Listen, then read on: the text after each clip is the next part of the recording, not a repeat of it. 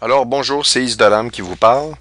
Nous sommes le 21 avril 2020 et je peux vous dire une chose, ouf, il se passe énormément de trucs, ça me rend extrêmement nerveux dans le sens que tout confirme le code que j'ai trouvé et j'ai trouvé d'autres informations. Écoutez, j'ai la tête qui va exploser, j'ai jamais vécu ça depuis que j'ai accepté le Seigneur en 2008-2009. Je vous dis, préparez-vous, nous sommes arrivés au terme de ce que nous, les chrétiens, attendons depuis longtemps. On parle ici des temps de l'enlèvement. Nous sommes réellement rendus à ce niveau-là. Je ne sais pas combien de temps il nous reste, mais je peux vous dire une chose. La prochaine date d'anniversaire d'Israël, le 14 mai cette année, va être une date extrêmement importante à la lumière de ce que j'ai trouvé. Je ne dis pas qu'on va être enlevé à cette date-là, mais je vous dis, préparez-vous à ce que ce monde-là change de façon inouïe. Et à tout moment maintenant peut arriver les prophéties de Isaïe 17, Amos 1, 3, Gog Magog et la destruction des États-Unis et toutes ces guerres-là qui s'enchaînent. Ça, je vais vous revenir avec ça avec plus de détails. Maintenant, une petite note. Sur mon site YouTube Is de l'âme, tous messages que vous m'envoyez sont bloqués. Je ne peux plus voir aucun message de personne.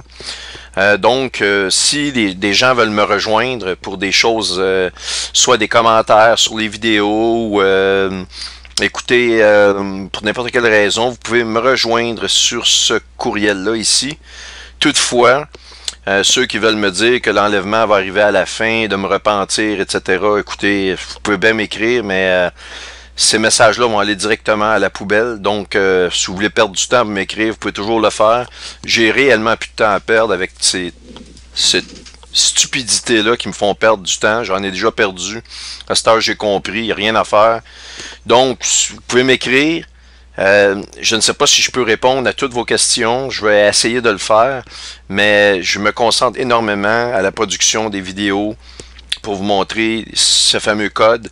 Et ça pointe sur les temps dans lesquels nous vivons actuellement.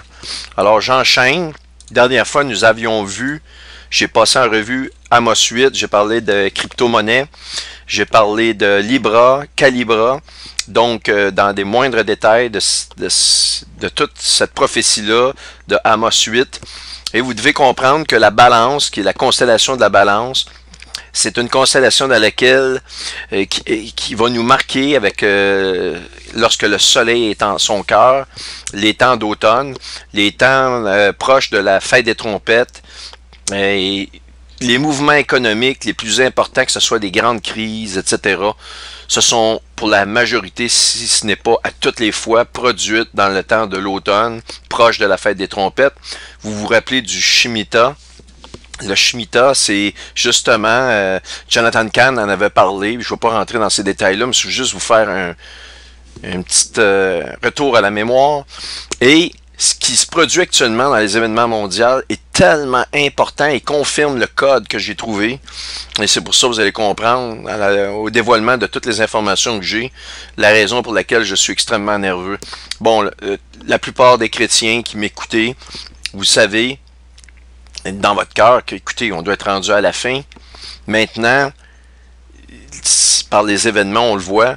Maintenant, ce que je vais vous montrer, c'est que la Bible nous a parlé du temps dans lequel on est et elle nous a donné vraiment les temps de l'année, le moment où le Seigneur commence son plan final de venir juger ce monde-là. Nous sommes rentrés à l'intérieur de cela. La plupart d'entre vous avez vu qu'il y a actuellement une guerre une guerre sur le pétrodollar, ok? Et le pétrodollar, qu'est-ce que c'est? Je vais justement vous en donner la définition parce que je vais vous montrer qu'est-ce qui se passe actuellement. C'est beaucoup, beaucoup, beaucoup et de loin beaucoup plus grave que le virus lui-même. Par contre, c'est le virus qui nous amène à cette situation-là. Écoutez, le coup est totalement génial. Mais la Bible nous avait tout donné dans les moindres détails. Et je vais vous revenir sur le chapitre 6 de l'Apocalypse, l'ouverture des sceaux. Et on va particulièrement se concentrer sur le cheval noir de l'Apocalypse. Et vous allez voir que la parole de Dieu est tellement précise que j'ai découvert qu'à l'intérieur du cheval noir de l'Apocalypse, que nous, chrétiens, nous parlons du cheval noir comme d'une entité, une prophétie, eh bien, on s'est trompé. Il y a multiples prophéties à l'intérieur du cheval noir. Et ces multiples prophéties-là donnent une caractéristique juste au cheval noir. Là, je pourrais me concentrer aussi, je pourrais vous parler du cheval rouge, cheval vert. Mais on va se concentrer sur le cheval noir parce que c'est le cheval actuellement qui, pour une raison que vous allez comprendre, précède les autres chevaux. Et le cheval noir, à l'intérieur de celui-ci, il y a multiples prophéties qui sont tellement ahurissantes que ça démontre encore une fois que Dieu est omniprésent, omniscient, omnipuissant. Et il ne vit pas dans le temps et tout nous a été donné dans les moindres détails et même un non-chrétien va avouer s'il reste avec moi en se disant « Écoute, ce gars-là ne fait pas de la religion, il nous parle qu'il y a un créateur, il nous parle des prophéties bibliques d'une façon non religieuse, mais froidement, intellectuellement, et que même les gens qui ne croient pas vont se poser des questions sérieusement. Et si vous ne vous posez pas des questions après avoir écouté la présentation, les présentations que je vais faire dans les prochains jours, j'espère le faire le plus tôt possible parce que j'ai même peur de ne pas avoir le temps de terminer ça. Mais écoutez, sérieusement, si vous ne posez pas de questions après avoir vu toute cette présentation-là, je veux dire, il n'y a rien que je peux faire pour vous. Vous avez un blocage intellectuel. Vous savez, ce qu'on appelle le déni. Eh bien, si vous voyez devant vous un géant je sais pas moi, de 20 mètres de haut devant vous, vous ne avance de le voir, pour vous c'était des phares, vous ne croyez pas au géant. Eh bien, si vous le voyez devant vous, eh bien vous devez finir par y croire, vous le voyez. Et ce géant-là se montre de façon agressive devant vous. Il s'apprête à vous attaquer. Vous devez de croire parce que vous l'avez devant vous. C'est un fait accompli. Alors, certaines personnes vont se mettre la tête dans la terre et faire l'autruche et se dire, si je le vois pas, c'est parce qu'il n'existe pas. Donc, en ne le voyant pas, il n'existe plus. Alors, c'est sûr que les gens qui vont faire ça, alors il n'y a plus de logique, on disconnecte de ce qui est la réalité. Eh bien, à ce moment-là, vous ne pouvez pas adhérer à ce que je vais vous montrer. Alors, on rentre dans le vif du sujet. Malheureusement, avec tout ce qui se passe, je dois passer par certaines additions d'informations, mais ne vous en faites pas, vous allez être quand même extrêmement content de ce que je vais vous montrer. Avant de dévoiler le code, c'est pas parce que je veux vous tenir en haleine inutilement, mais je veux vraiment démontrer qu'on ne peut pas se tromper ici. OK? Et hier, depuis quelques semaines, en même temps que le coronavirus, il y a eu une guerre sur le dollar, le pétrodollar. Et le pétrodollar, c'est le fleuron de l'armée, pas de l'armée, mais de l'économie américaine, de l'Empire américain. Alors, hier, pour la première fois, historiquement, ce ne s'est jamais produit, le prix du brut est devenu négatif. Et, je vais vous le dire, hier, pour qu'un producteur de pétrole vende un baril, il devait payer à celui qui lui achetait, si vous voulez, son baril de pétrole, de brut. Le producteur du brut devait donner le pétrole, le baril évidemment, parce que l'acheteur l'a acheté, mais en plus, il devait lui donner 44 $ américains pour partir avec. Vous m'aviez bien entendu, il fallait que le producteur du baril de pétrole donne 44 $ à tout baril qui est consumé. Et vous allez voir que la prophétie sur le cheval noir est tellement précise, tout nous a été dit, on peut comprendre maintenant, j'en ai des frissons de juste à y penser. Alors donc, sachant ceci, je vais rentrer sans plus tarder à vous démontrer rapidement un brevet qui a été déposé Le 26 mars 2020, ici, en fait, c'est le 23 mars qui a été déposé, mais la publication s'est faite le 26 mars. De toute façon, nous sommes à 3 jours ici, le 23 ou le 26, ça ne change pas grand-chose. Tout ça pour vous dire que c'est extrêmement récent sur ce brevet-là ici, qui est le W0-2020-06-06-06. Alors, c'est une marque qu'on peut injecter à partir d'un vaccin et qui va faire en sorte de donner le pedigree de vaccination de la personne et ainsi pouvoir la relier sur un système de crypto-monnaie qu'on voit ici. Et alors, c'est exactement ce que je vous ai décrit, mais je ne savais pas que ce brevet-là ici venait d'être déposé. Moi, juste vous le montrer rapidement. Premièrement, bon, la plupart d'entre vous avez sûrement eu l'information depuis quelques jours. Moi, je l'ai eu depuis peut-être une semaine. Malheureusement, je n'ai pas pu produire de vidéo pour en parler. Mais mon but ici n'est pas de faire de la publicité et d'être le premier à vous dire ces informations-là. Premièrement, le W a une correspondance dans le langage hébreu à la valeur 6. Et vous avez un 0 ici, donc vous avez 6 0, encore un 6, 20-20 pour l'année, et vous avez 06-06-06 qui fait 6-6-6, qui correspond vraiment à la marque de la bête du système économique que je vous ai montré ici, qui passe par le Libra, dont le moyen informatique est Calibra. Alors, c'est absolument extraordinaire et je vous confirme ici qu'on connecte une personne à un système informatique avec ce qu'on appelle une interface de communication ou un réseau de communication qui va relier un super ordinateur et aussi au système de crypto-monnaie. Évidemment, il ne donne pas le nom ici, mais comme je vous ai dit, ce sera le Libra. Maintenant, si on regarde les personnes qui ont développé ça, américains,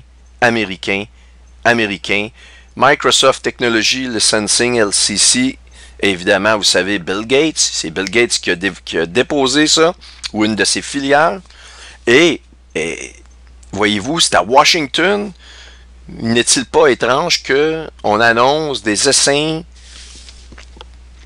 de guêpes tueuses à Washington dans les prochaines semaines?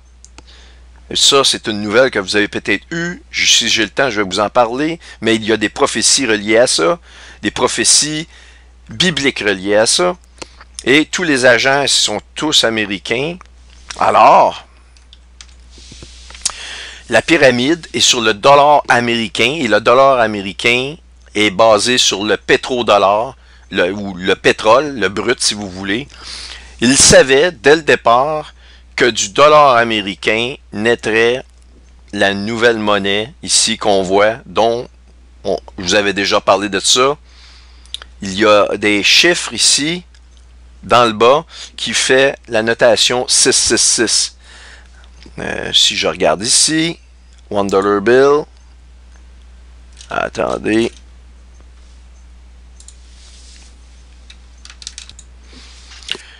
alors ici, si on regarde le dollar américain, ok, en dessous, on voit MD, ici, MD CCLXXV1, qui correspond, ça c'est des chiffres romains, à 1776, qui est la fondation des États-Unis, l'année de la fondation des États-Unis.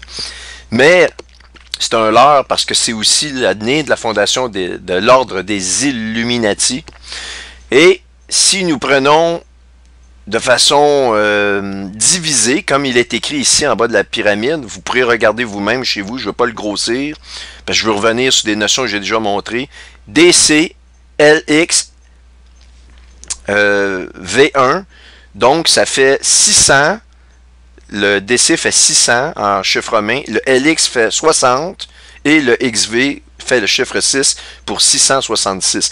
Alors, aucune erreur possible. Quand on regarde les deux bêtes de l'Apocalypse, la bête qui vient de la mer correspond aussi à l'Empire britannique qui avait de grandes flottes, qui a mis ses enfants, la lionne a mis ses lionceaux partout sur la planète.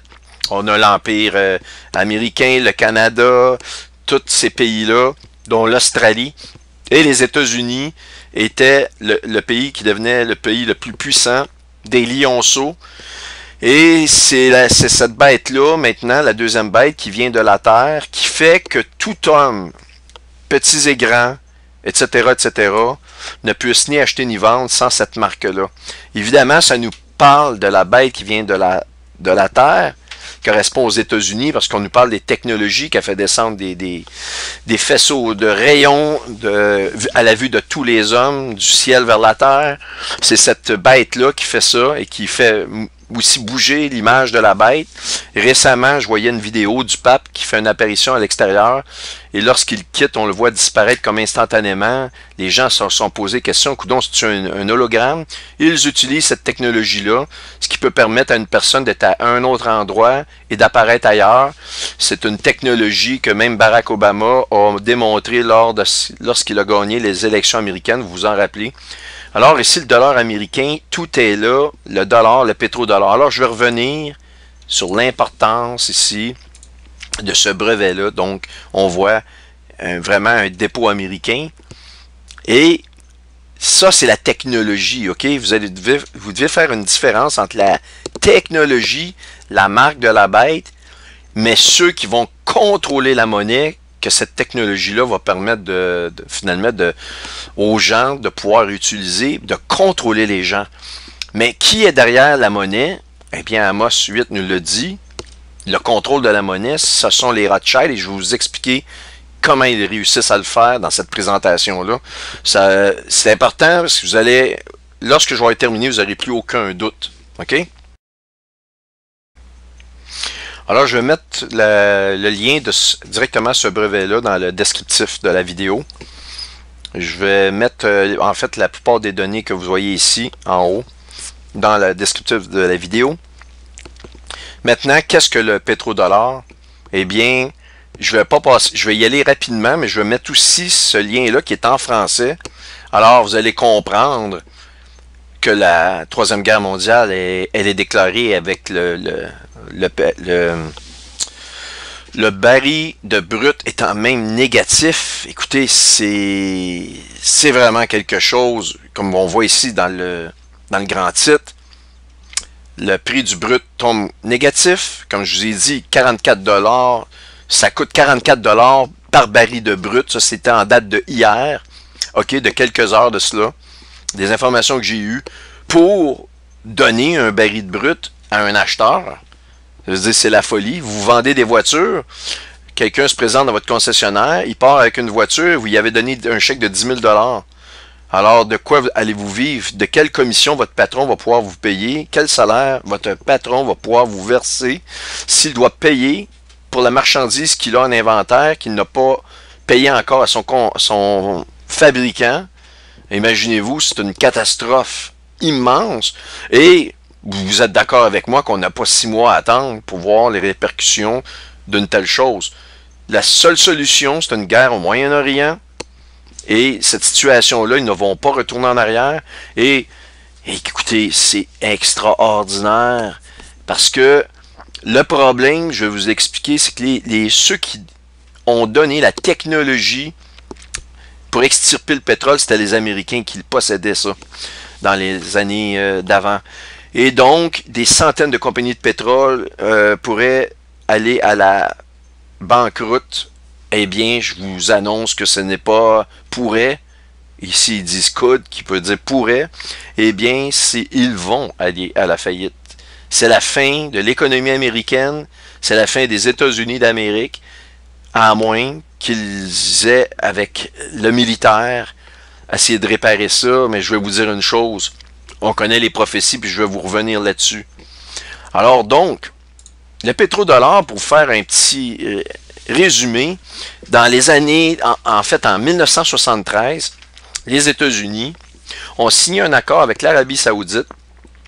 Et l'Arabie Saoudite, dans le fond, l'accord, c'était la suivante, c'est que les États-Unis les protégeaient militairement en échange que toute transaction sur le marché international des barils de pétrole, de brut, si vous voulez, se ferait en dollars américains.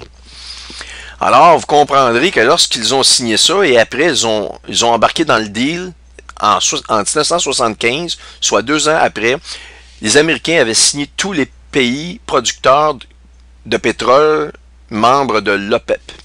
L'OPEP, eh bien, ce sont les principaux pays producteurs de pétrole, et c'est des pays dans lesquels ils vont extirper d'un sol très facile. C'est que ça leur coûte moins cher extirper un baril de brut que de beaucoup d'endroits dans le monde, à cause que c'est extrêmement sablonneux. Donc, le forage se fait de façon plus facile.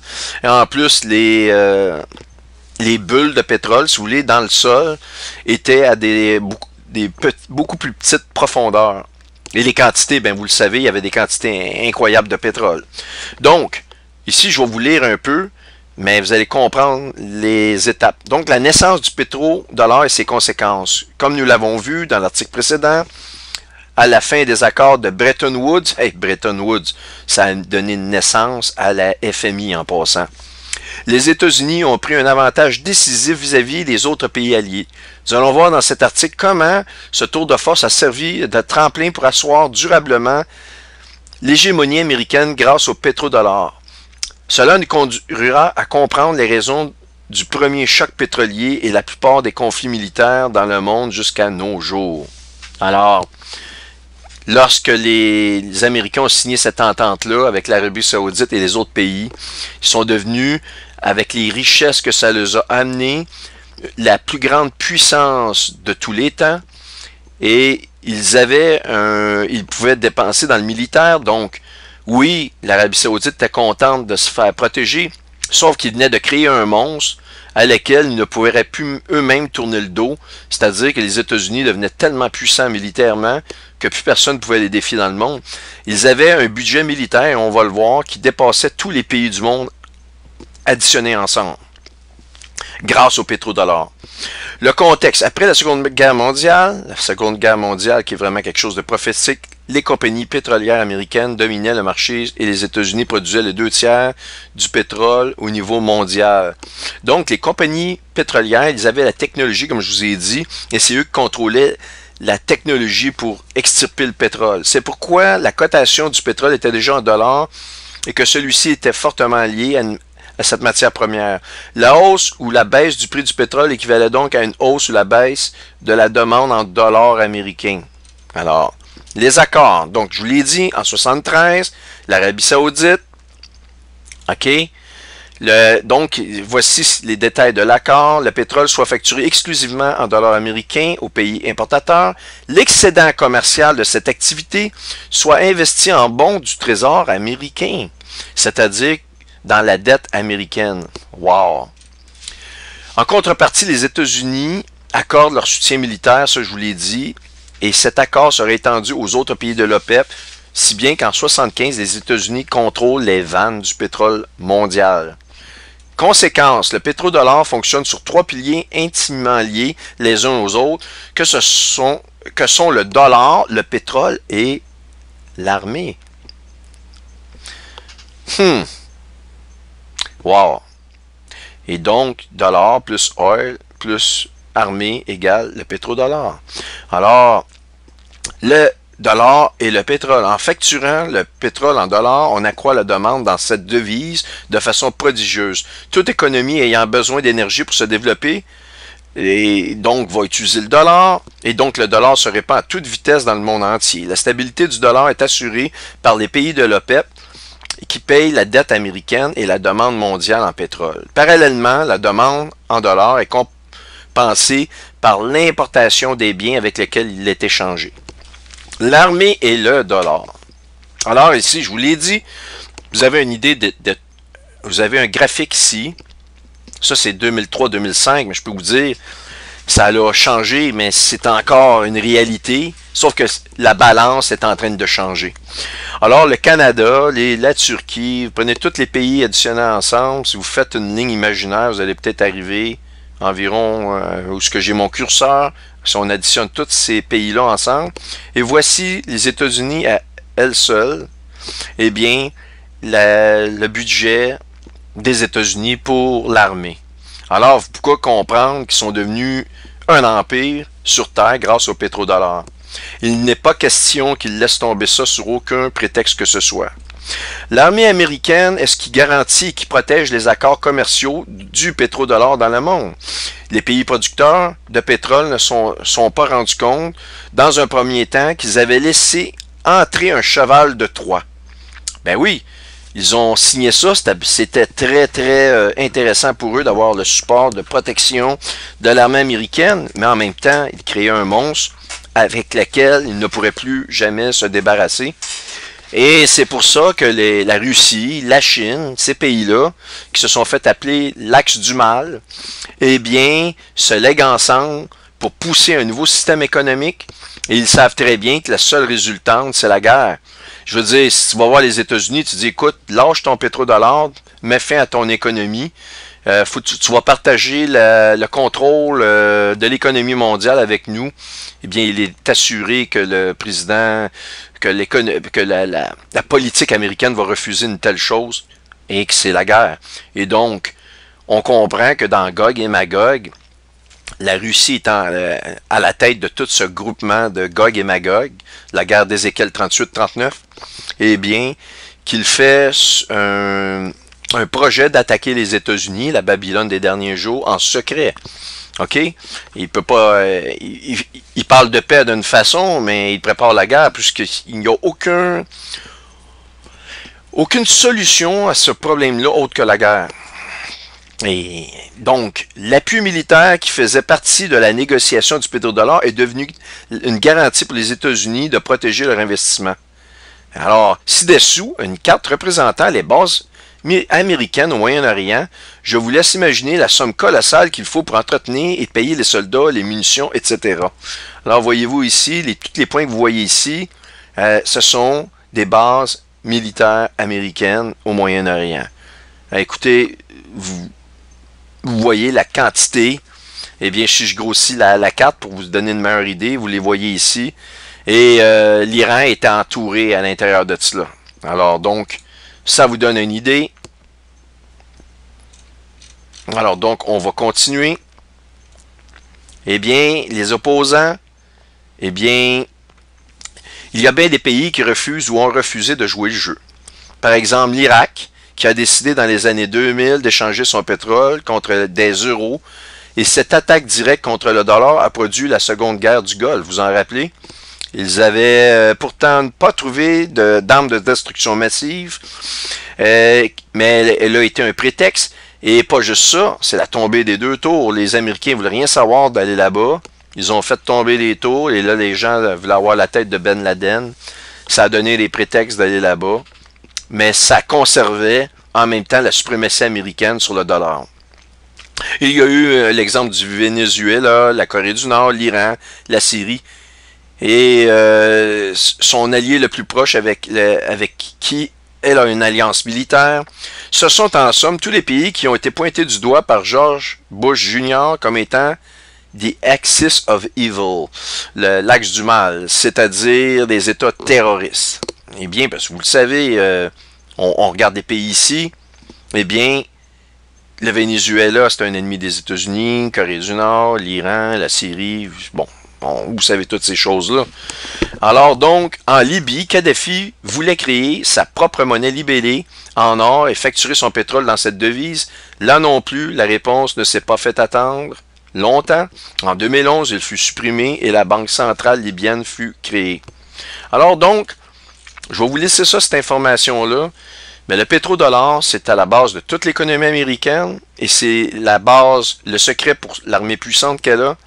Et là, nous arrivons à la croisée des grands chemins parce que de la manière que ça fonctionne techniquement, une compagnie de pétrole, ils ne peuvent pas peser sur le piton on-off. On quitté, là, le coronavirus arrive, moins de demandes, on ferme des vannes, on ferme des machines.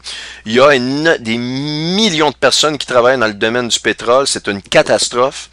Et si on fait abstraction des gens qui travaillent, qui ont besoin d'argent à travailler, qu'on ne peut pas licencier massivement, eh bien, il y a les machines qui font l'extraction du pétrole, du brut, dans le sol par le moyen de forage. Eh bien, Il faut savoir que lorsqu'on amorce l'ouverture d'un nodule d'huile, une grosse bulle d'huile dans le sol, si vous voulez, on vient percer jusqu'à cette enveloppe de pétrole-là dans le sol, au moyen de foreuses, eh bien, il y a des pressions énormes à l'intérieur des sols. Écoutez, ces pressions-là doivent être contrôlées. On a juste vu, en 2010, lorsqu'il y a eu la tragédie pétrolière du golfe du Mexique, ils ne savaient pas quand est-ce que ça arrêterait. Il y avait du pétrole qui sortait du sol et le sol est en train de se fragmenter. C'était à cause des pressions tellement énormes qu'il n'y a pas de matériaux sur Terre qui puissent résister à cela. Donc, il y a des techniques pour contrôler ça. On ne peut pas faire n'importe quoi. Donc, si vous percez, vous commencez à faire l'extraction, c'est basé sur une demande mondiale. Et donc, c'est un train que vous avez commencé à faire avancer. Plus la population monte, dans les années 30, 40, 50, il y a eu une augmentation de la population. Le train a pris de la vitesse à ce niveau-là. Donc, plus de machines, plus d'extraction. Et là, tout à coup, du jour au lendemain, un virus se pointe et on dit non, non, non, il n'y a plus de consommation de pétrole. On tombe de 100% de consommation, qui était la dernière consommation avant l'histoire du virus. Et tout à coup, on tombe à 15% de cette consommation-là de départ, du jour au lendemain. Eh bien, ils ne peuvent pas fermer ces machines-là parce que, à cause de la pression qui va augmenter, ils se doivent de continuer à l'extirper. Mais ils le font en payant de leur poche maintenant. Ils vont tomber faillite. C'est une catastrophe sans précédent, je vous dis, économique sans précédent. Toutes les grandes crises économiques du monde entier peuvent aller se rhabiller. Nous venons de franchir une nouvelle étape. Et même si les médias ne nous en parlent pas, parce que tout ce qu'ils trouvent à nous donner, c'est le nombre de morts du COVID-19, eh bien, c'est la fin de toute chose. Nous venons de franchir une étape incroyable. Je vous le dis, moi-même, je suis extrêmement nerveux. Je suis content d'un côté, mais extrêmement nerveux et préoccupé. C'est incroyable qu'est-ce qui se passe. Maintenant, oh que je me sens fébrile de vous montrer ce que j'ai découvert à la lumière de tout ce qui se passe. Et je vous en ai parlé au début, là, d'entrée de jeu, qu'à l'intérieur du cheval noir de l'Apocalypse, qu'on voit ici en troisième position, ok, quand il ouvrit le troisième seau, ok. Alors, à l'intérieur même de ce, là je vais faire abstraction du cheval rouge, du cheval blanc, on va revenir sur ces détails-là un peu plus tard, mais ici, c'est vraiment incroyable ce que j'ai découvert. Quand il ouvrit le troisième seau, j'ai entendu un troisième être vivant qui disait « Viens ». Je regardai, voici parut un cheval noir. Celui qui le montait tenait une balance dans sa main. Alors, Amos, vous avez falsifié, vous avez calibré de façon mensongère la balance, ok? Donc, une relation directe ici. Celui qui le montait tenait une balance dans sa main, donc ça parle de l'économie. Et voici... J'ai entendu au milieu des quatre êtres vivants une voix qui disait « Une mesure de blé pour un denier et 3 mesures d'orge pour un denier, mais ne fait point de mal à l'huile et au vin. » Lorsqu'on regarde dans la concordance, ne touche pas, ne fait point de mal, c'est ne touche pas à l'huile et au vin. Alors, le touche pas ici peut se voir dans plusieurs... ne pas faire du mal à du vin. Tu peux pas vraiment frapper sur du vin puis que le vin va ressentir de la douleur. Mais ça peut aussi être dans le sens de laisse-les tranquille, ne lui touche pas, laisse-les reposer. Un arrêt de sa consommation, si vous voulez. OK? Alors, regardez bien ce que j'ai découvert. C'est très, très récent dans le domaine de la grande finance. C'est assez récent qu'on a découvert une relation extrêmement importante et insoupçonnée entre les vins, si vous voulez, raffinés et l'huile brute. Il y a une relation intrinsèque, très intime entre, vous m'entendez bien, entre l'huile brute et les vins raffinés. Et je continue dans cet ordre-là. Ça ici, c'est une étude qui a été publiée dans le Journal of Wine Economics, OK? Et dans laquelle la question se pose, est-ce que les vins sont en étroite relation avec le brut, l'huile brute, OK? Eh bien, ça a été publié le 28 juin 2013, une étude basée sur des observations à partir de janvier 2004 jusqu'en décembre 2011, qui démontre qu'effectivement, c'est l'huile brute qui détermine le prix du marché du vin. Alors, ici, on nous dit donc que l'huile ne fait pas de mal, donc ne touche pas, laisse tranquille l'huile et le vin, et c'est l'huile ici qui détermine le vin, donc l'huile est placée ici en premier, ok? Donc, dans une autre étude, encore une fois récente, publiée en 2011, on voit ici un graphique qui démarre en 98, qui démontre le prix du brut, ici de l'huile brute, qui est en vert, versus en rouge le prix du vin, ok? Et les deux se suivent intimement tout le long. Alors, quand on voit une augmentation du brut, eh bien, le prix du vin augmente, et lorsqu'il y a une chute abrupte, ici on voit ici une chute abrupte, eh bien, le prix du vin chute de façon abruptement, et on voit que c'est plus ça va, plus on avance vers les années. Ici, on est environ en 2008-2009. Eh bien, ou 2007, on voit que plus ça va, plus ça devient une réalité dans nos années modernes. Et voyez-vous ici, une chute du brut, chute du prix du vin, augmentation ici du brut, augmentation des prix du vin. Et ça, c'est des études qui ont été publiées. Et s'ils font ça, c'est pas parce que bon, tous les prix de chacun de ce que vous payez est relatif, évidemment, au prix du brut, mais jamais comme l'huile avec le vin. Et alors, ma question, comment vous pouvez expliquer qu'une prophétie vieille de 2000 ans arrive de façon pointilleuse à nous démontrer que l'huile et le vin sont reliés? Alors, ici, c'est une référence à quelque chose qui va se passer avec la manifestation, si vous voulez, du cheval noir est intrinsèquement liée, et c'est pas pour rien qu'il est noir de couleur, c'est à cause de l'or noir, le pétrole, le brut. Eh bien, c'est intrinsèquement lié et très intimement lié à ce qui se passe, avec ce qui va se passer avec le prix du brut. Et on voit ici ce qui arrive ne s'est jamais produit, alors préparez-vous. C'est le cheval noir de l'Apocalypse qui galope devant vous en ce moment. Alors, c'est incroyable, et ça, voyez-vous, c'est très, très, très récent. Alors, maintenant, je n'ai pas terminé. Donc, si on revient à notre cheval noir, on nous dit très, très clairement, une mesure de blé pour un denier et 3 mesures d'orge pour la même valeur de denier. On a donc une situation qui va comme suit, très simplement, un blé pour un denier, 3 orges pour un denier, donc pour un total de 4 céréales, si on fait abstraction du type de céréales. On a un ratio de 1 quart pour le blé et 3 quarts pour l'orge. OK, vous me suivez?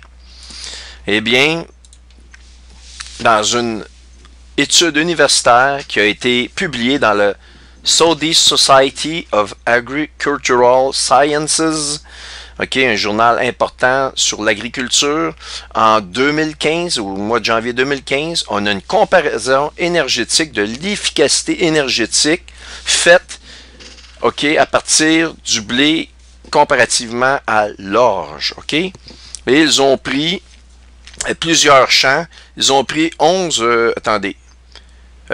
champs de blé et 100 champs d'orge pour faire cette étude-là. Donc, c'est pas à partir d'un seul champ, puis là, ils ont fait l'étude. Donc, c'est une étude quand même assez répandue, là. 100 champs de chacun des types de céréales. OK? Ils sont arrivés, pour faire une histoire courte, puis ça, je vais vous mettre le lien dans le descriptif de la vidéo.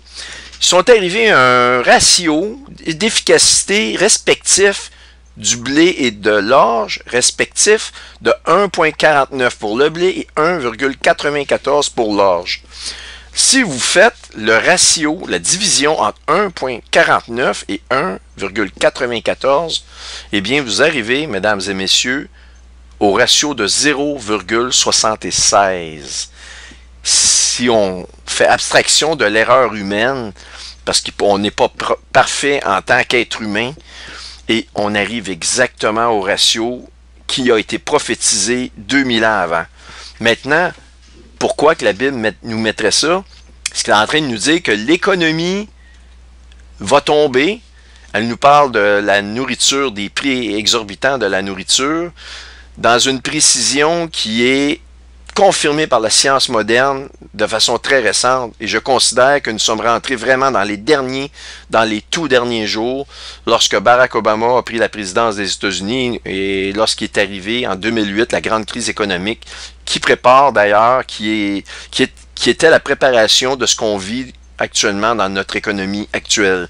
Et tout ça est arrivé en 2009. Donc, dans ces temps modernes-là, on nous confirme ce qui est prophétisé 2000 ans avant. Là, vous allez me dire, oui, mais pourquoi de l'orge, du blé, ça aurait pu être du riz, ça aurait pu être d'autres choses? Eh bien, on nous dit, comme je vous ai montré, l'huile ne touche pas à l'huile et au vin. Je vous ai montré dans des études récentes, encore une fois, la relation intime entre le brut, qui, lui, va gérer le prix du vin. Eh bien, vous n'êtes pas sans savoir que l'éthanol est fait à partir du blé, et c'est un important joueur dans la gasoline et le brut. Et donc, la Bible a mis 4 éléments ici qui sont extraordinairement liés dans l'économie, en nous donnant le ratio ici parfait, qui est de 3/4, et en plus, elle nous parle de la relation intrinsèque entre l'huile et le vin. Écoutez, je ne peux pas aller plus loin que ça. La seule chose que je peux ajouter, c'est qu'il y a une connotation spirituelle aussi. L'huile, c'est l'onction, le vin, c'est la parole de Dieu, etc., etc.